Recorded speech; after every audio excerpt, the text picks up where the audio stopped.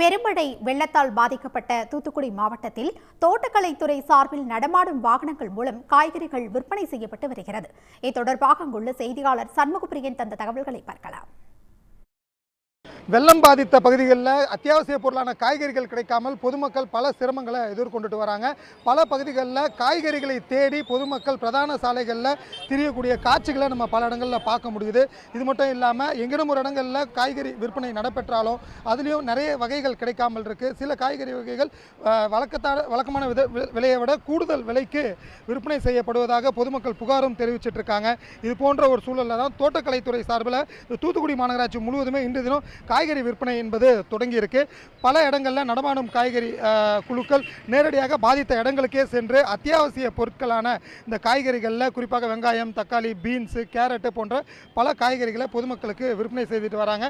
மற்ற இடங்களில் காய்கறிலாம் சுலபமாக கிடைக்குதா இல்லையா? கிலோ உருளைக்கிழங்கு கிலோ 50 ரூபா மார்க்கெட்டில், 1.5 கிலோ உள்ளி 100 ரூபா, 1.5 கிலோ 100 ரூபா போடுவாங்க. அது மாதிரி பல்லாரி அது 1 கிலோ 50 ரூபா தான்.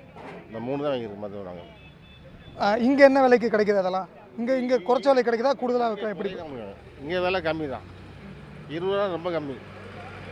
தூத்துக்குடி மாநகராட்சி முழுவதுமா 50 நடமாடும் காய்கறி வண்டிகளை இன்னைக்கு நாங்கள் அனுப்பியிருக்கோம். அது நேரடியாக அவங்க பயனாளிகளுக்கு நேரடியாக அவங்கவுங்க இடத்துக்கே போய் நடமாடும் காய்கறிகளை விவசாயிகள்கிட்ட இருந்து நேரடியாக கொள்முதல் செய்த காய்கறிகள் அது ரொம்ப ஃப்ரெஷ்ஷாக இருக்குது அப்படின்னு சொல்லிட்டு இவங்களுக்கு நாங்கள் குறைஞ்ச மார்க்கெட்டை விட, சந்தை விலையை விட நாங்கள் விவசாயிகிட்ட இருந்து பெற்று அவங்களுக்கு குறைஞ்ச விலையில் கொடுக்குறோம். இப்போ பார்த்தீங்கன்னா எங்ககிட்ட எல்லா காய்கறிகள் இதுவும் இருக்குது. இப்போ எல்லா மாவட்டங்கள்லேருந்து நாங்கள் வர வச்சு விவசாயிகளிருந்து கொள்முதல் பண்ண நேரடியான காய்கறிகள் இது எல்லாமே ஒரு கிலோ 20 ரூபா அந்த ரேஞ்சில் வித்துட்டு இருக்கோம். உருளைக்கிழங்கு மட்டும் கிலோ 10 ரூபா அந்த மாதிரி நாங்கள் இப்போ வித்துட்டு இருக்கோம். இது பயனாளிகளுக்கு ஒரு நல்ல இதை கொடுக்கும் அப்படின்றத நாங்கள் நம்புகிறோம். இப்போ இதே போல தான் பல பகுதிகளில் நடமாடும் குழுவினர் நேரடியாக குடியிருப்பு பகுதிக்கே சென்று இந்த காய்கறி விற்பனையை பண்ணிட்டு இருக்காங்க.